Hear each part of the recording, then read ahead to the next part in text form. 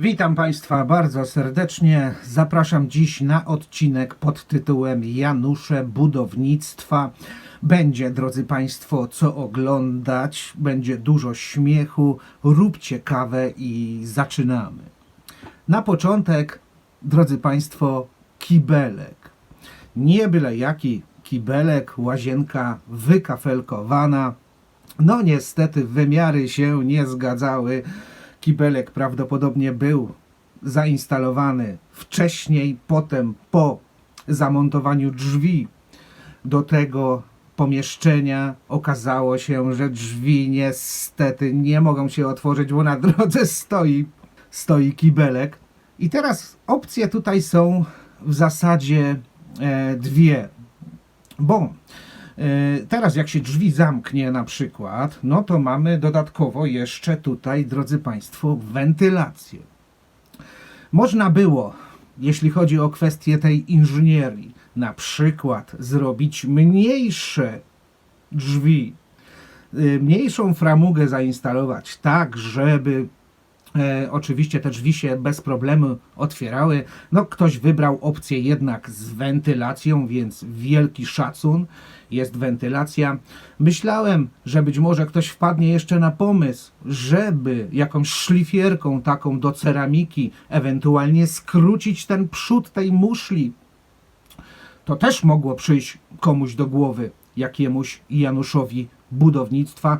Wtedy drzwi by się oczywiście otwierały bez problemu, no ale nie byłoby wentylacji, także opcja z wentylacją wydaje się być tutaj najbardziej korzystna.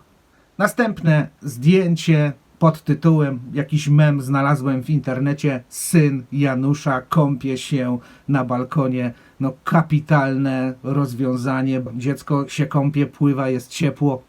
Zadowolone, że ma w domu taki basen.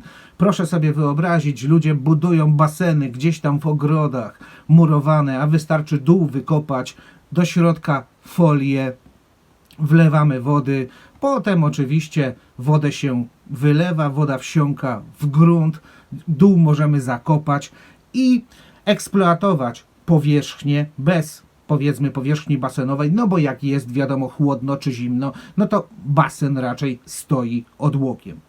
Kapitalne rozwiązanie. To zdjęcie bardzo mi się podoba, muszę powiedzieć, że urzeka mnie w tym projekcie. To, że bierze się po prostu przedłużacz, który gdzieś tam wala się po podłodze. Ja przynajmniej tak, drodzy Państwo, mam. Gdzieś pod biurkiem jest przedłużacz, do którego różne urządzenia są podpięte. Komputer, ładowarka, lampa oświetleniowa i tak dalej, i tak dalej. Cała masa rzeczy, a tutaj to wszystko w ścianie jest wmurowane, zagipsowane, jest włącznik na wierzchu, można korzystać. Rozwiązanie jest przecież kapitalne. To zdjęcie ciekawe. Janusz odbiera kanały z Proxima Centauri. Rozumiem, że to gdzieś w kosmosie jakaś galaktyka z powieści fantastycznych, albo rzeczywiście została tak nazwana jakaś planeta, jakaś być może gwiazda. Janusz musiał mieć potężną antenę, której być może nie był w stanie zainstalować po prostu na zewnątrz. Janusz potrzebował potężnej anteny, żeby te sygnały odbierać. No a skoro nie mógł zainstalować na zewnątrz, a potrzeba odbierania sygnałów z Proxima Centauri była tak wielka, przemożna, antena znalazła się w środku. Efekt według mnie jest kapitalny. Niestety nie wiem, z jakiego kraju pochodzi to zdjęcie, czy z jakiego miasta, być może jest to w Polsce. Tego zgadywać nawet nie będę. Lecimy dalej. Tu prozaiczna, powiedziałbym, sytuacja. Nie było tak dużej drabiny, żeby albo postawić ją za balustradą, albo ewentualnie szukać możliwości podejścia pod ścianę gdzieś tam ze schodów, bo to jest, tu są zdaje się schody, więc wykorzystuje się wszelkie możliwości do tego, żeby robotę wykonać. Mamy tutaj na myśli malowanie tej ściany, bo pan chyba będzie zaraz malował tę ścianę. I co bardzo ciekawe, drodzy Państwo, są takie mieszkania, które mają na przykład stare kamienice, które mają po 4,30 m na przykład centymetrów. Są takie kamienice. I teraz nie każdy ma w domu taką drabinę, drodzy Państwo, żeby sięgnąć tam i sufit gdzieś tam zamalować. Bardzo często ludzie ustawiają jakieś tam stoły, na stół kładą jeszcze krzesło, żeby sięgnąć tego sufitu i wykonać tam jakieś prace takie odświeżające, malowanie, gipsowanie, szlifowanie. Takie rzeczy się dzieją, bo takie rzeczy widziałem. Wkręcanie żarówki na takim suficie też może przypominać bardzo często sytuację z tego mema. Lecimy dalej. No budujemy drogę, niestety na drodze stoi słup. No nie wygląda to zbyt okazale. Przestrzeń, jak widzicie Państwo, między tym asfaltem z jednej i z drugiej strony, a słupem w środku nie została już wyłożona tym asfaltem. Ktoś tutaj wysypał na początku jakiś żwir, żeby można było sobie przejść z tej drogi. No tak jak w lesie po prostu. Stoi drzewo, idzie ścieżka, stoi drzewo i nagle jest gdzieś tam z boku jest wydeptany ten teren. Tutaj podobna sytuacja. No nie dało się poprowadzić tej drogi prawda, prosto, tak jak została wytyczona przez jakiegoś planistę, a może to budowlańcy pomylili te obliczenia, więc robimy taki łuk. Muszę powiedzieć, że przy tym zdjęciu trochę się zastanawiałem, o co tak naprawdę chodzi. Tutaj jest opis, dla tego wariata na rowerku trzykołowym zainstalowano po prostu ten próg zwalniający. No cóż, myślę, że z racji tego, że tych progów tam w ramach realizacji jakiegoś projektu, który jak widzimy tutaj jest wykonany ze szczególną pieczołowitością i pietyzmem, no bo i ten beton tam wylany, prawda, i tutaj kostka brukowa i nagle wpada na to wszystko po prostu ten próg zwalniający. Myślę, że w projekcie było, drodzy Państwo, tych progów tyle, że gdzieś je trzeba było wykorzystać, bo jak nie, to trzeba by je było oddać, więc jakiś sprytny budowlaniec wpadł na pomysł, żeby ten próg zainstalować tutaj, no na przykład po to, żeby się ktoś potknął. No i po co, drodzy Państwo, wyrzucać opony na śmietnik? Po co zanieczyszczać gdzieś tam jeszcze planetę, jak opony można kapitalnie wykorzystać, jak widzimy na tym zdjęciu? Proszę sobie wyobrazić, jaki jest to teraz, jakby to powiedzieć, dom amortyzacyjny na tych wszystkich oponach. Myślę, że doświadczenia życia w takim domu są naprawdę specyficzne i nieporównywalne z żadnym innym znanym nam. Dodatkowo wszystko na to wskazuje, że schody tam na tej ścieżce też zostały zrobione z opon. A więc gratulacje za ekologiczne budownictwo. To zdjęcie zatytułowane Polska myśl techniczna. No ja nie wiem, czy to jest akurat specyficznie polska myśl techniczna.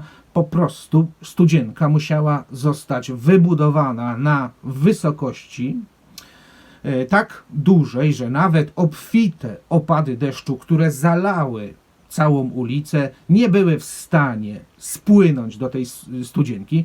Być może, bo tego nie wiemy, jaka jest głębokość tej wody. Może już za chwilę ta woda jednak do tej studzienki spłynie i będzie można swobodnie przejść ulicą. Zdjęcie zatytułowane na memie Ruski Hogwart.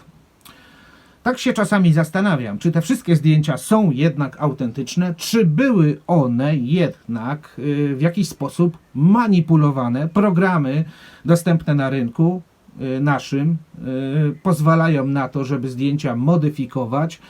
Czy tak rzeczywiście te schody zostały zbudowane? Jeśli było tak, że te schody wyglądają właśnie w ten sposób, no to podróż tymi schodami byłaby rzeczywiście podróżą w nieznane, w jakąś metafizyczną otchłań, z której prawdopodobnie wyjść nie można, a jeśli już by to się stało, to człowiek byłby pod wrażeniem zarówno przeżyć, jak i myśli konstruktora tych schodów, który mu tylu wrażeń niezapomnianych dostarczy. No i tutaj ciekawa także sytuacja, bo jeśli to zdjęcie jest autentyczne, chyba jednak jest autentyczne.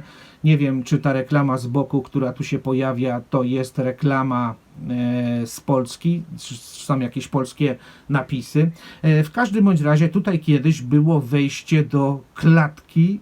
Mamy to charakterystyczne zadaszenie nad wejściem, żeby ludziom na głowę tam nie padało, gdy już próbują wejść do domu i nagle tutaj pojawia się na wysokości wszystkich okien, które są po lewej i po prawej stronie, pojawia się okno, a więc klatka schodowa musiała zostać zaadoptowana na pomieszczenie albo gospodarcze, albo mieszkalne. Bardziej mnie interesuje, jak to ewentualnie w środku tam wygląda, niż te pozostałości tego zadaszenia, pod którym kiedyś było wejście do tego budynku. Ciekawe. To już rzeczywiście robi wrażenie.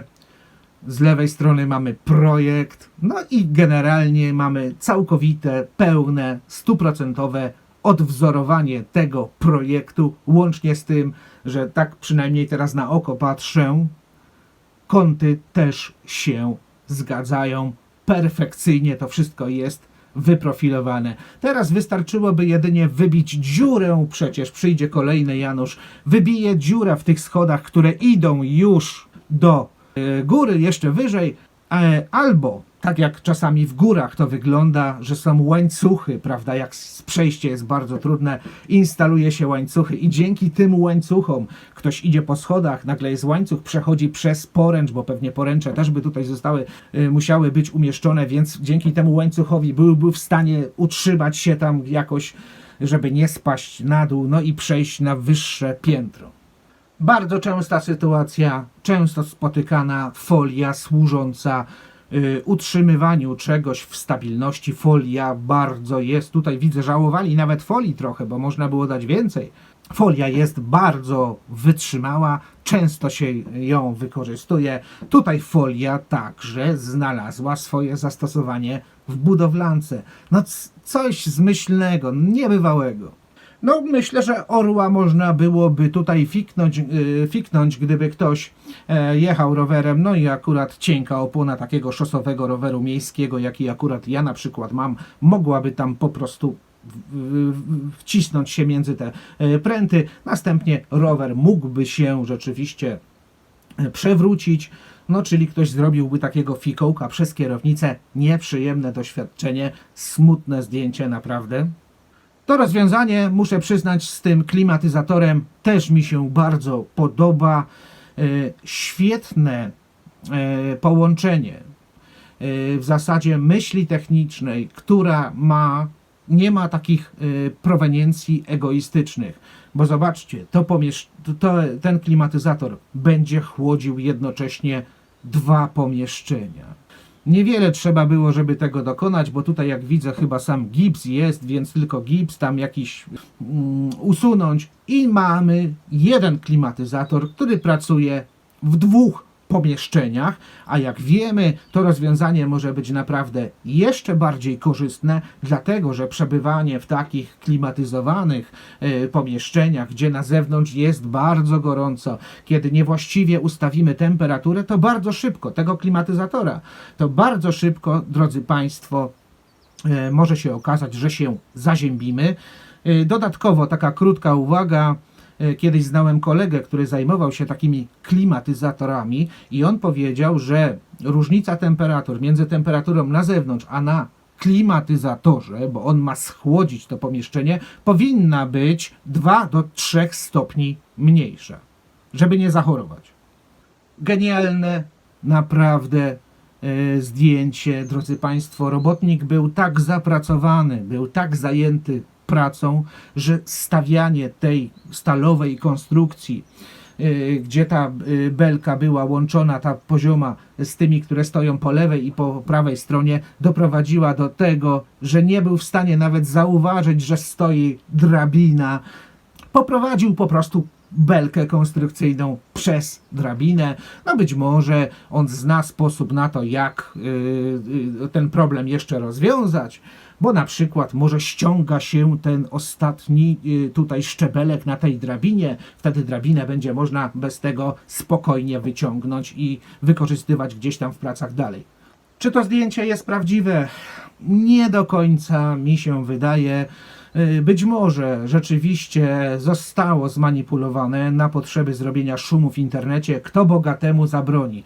No jakby ktoś bogaty miałby rzeczywiście wystawiać sobie taki ekskluzywny balkonik w bloku, na jakimś blokowisku, bo to widzimy to raz, czy dostałby w ogóle zgodę na to, żeby coś takiego zbudować? Nie wydaje mi się.